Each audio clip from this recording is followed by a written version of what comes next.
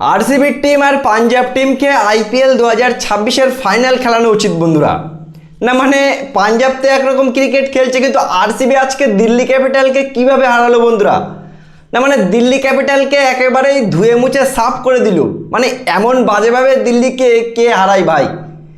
বন্ধুরা, RCB team Delhi ক্যাপিটালকে কীভাবে হারালো আজকে 9 উইকেটের বড় মার্জিনে। তার থেকে বড় বিষয়, দিল্লিকে আজকে কত রানে আউট করলো?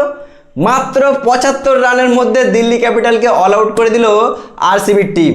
আর সেই রানটা মানে 76 রানটা মানে 6 ওভার 3 বলে দিল্লি ক্যাপিটাল 9 উইকেটে আরামসে চেস করে ফেললো।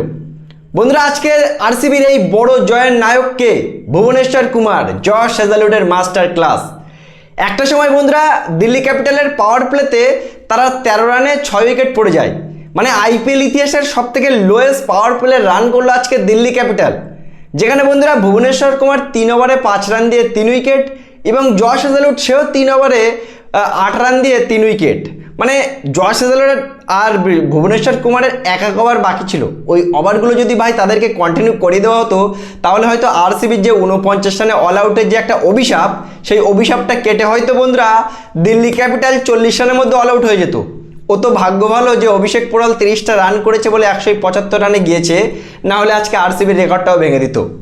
বন্ধুরা, দিল্লি ক্যাপিটাল কি অদ্ভুত টিম ভাই। প্রথমের দিক থেকে দেখা কত ভালো খেলে, এই আজকে তারা 75 রানে অল আউট হয়ে গেল। এই দিল্লি ক্যাপিটাল এর আগের ম্যাচে পাঞ্জাবের সাথে 264 রান করেছিল, কিন্তু তারা ভাবছে যে ভাই 264 রান করে তো জিততে পারেনি, তাই আজকে আরসিবির সাথে ভাই আমরা গোহারা হেরে যাই, মানে 75 রানে অল আউট হয়ে যায়।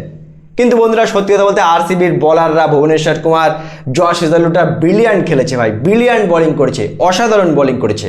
আর ওদিকে আমি বলতে চাই ভাই যে বাদবাকি টিমেদের ভাই ছেড়ে দাও ভাই। 2025 সালের মতো 2026 সালেও আরসিবির টিমকে আর পাঞ্জাবের টিমকে ফাইনাল করাও।